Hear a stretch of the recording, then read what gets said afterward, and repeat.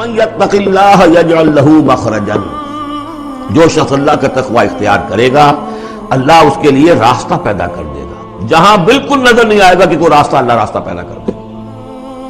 بالکل نظر نہیں آ رہا تھا موسیٰ کے ساتھیوں کو کہ اب کیسے بچیں گے، پیچھے لشکر آگے، آگے سمندر ہے، اللہ نے راستہ پیدا کیا.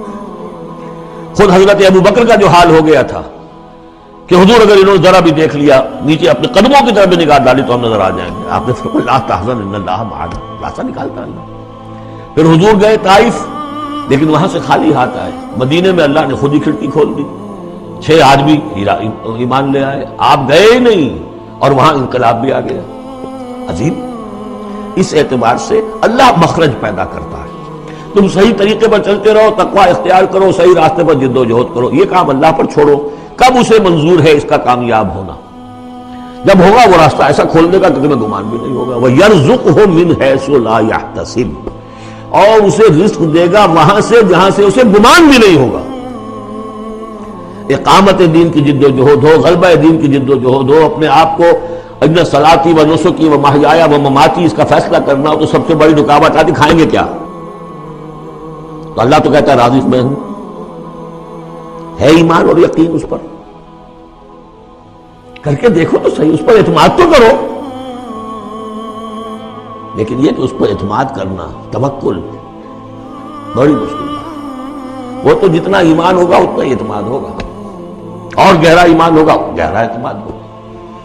وَمَن يَتَّقِ اللَّهَ يَجْعَل لَّهُ مَخْرَجًا وَيَرْزُقْهُ مِنْ حَيْثُ لَا يَحْتَسِبُ وَمَن يَتَوَكَّلْ عَلَى اللَّهِ فَهُوَ حَسْبُهُ. یہ تو ابھی تقویٰ والے کی بات ہے کہ وہ وہاں سے رزق دے گا جہاں سے اسے ملے گا بھی نہیں، اور جس نے اللہ پر توکل کر لیا تو وہ اس کے لیے بہت کافی ہو جائے گا. توکل کر کے تو دیکھو، حسبہ، وہ اس کے لیے کافی ہے. یہاں تک فرمایا ہے حدیث میں من کان فی حاجت اخیہ کان اللہ فی حاجتہ. اگر کوئی مسلمان اپنے کسی بھائی کی ضرورت پوری کرنے میں لگ رہا ہے، اپنا وقت صرف کر رہا ہے، اللہ اس کی ضرورت پوری کرنی شروع کر دیتا ہے.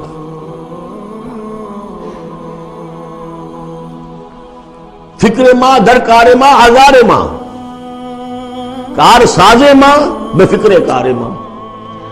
یہ فارسی شاعری کے اندر یہ دینی حقائق ہے. کار ساز ماں بے فکر کار ماں، میرا کارساز میرے کاموں کی فکر کر رہا ہے، میں نے اپنے آپ کو اس کے کام کے لیے لگا دیا. وہ دنیا میں بھی ذرا سا بھی کوئی شریف انسان ہوگا، آپ اس کے ہو جائیں وہ آپ کو چھوڑ دے گا پھر کہیں؟ شرافت ہو، مروت ہو. آپ اللہ کے بن کر تو دیکھیے. پھر وہ کارساز ہے. کارساز ماں بے فکر کار ماں، فکر ماں در کار ماں آزار ماں. جب میں اپنے معاملات کی فکر خود کرتا ہوں، کوئی نہ کوئی ٹھوکر کھاتا ہوں، کوئی نہ کوئی غلطی کرتا ہوں، آزار اپنے سر کے اوپر پیدا کر لیتا ہوں. اپنے آپ کو حوالے کرو. اس کا نام ہے تفویض الامر الی اللہ. افوض امری الی اللہ ان اللہ بصیر بالعباد.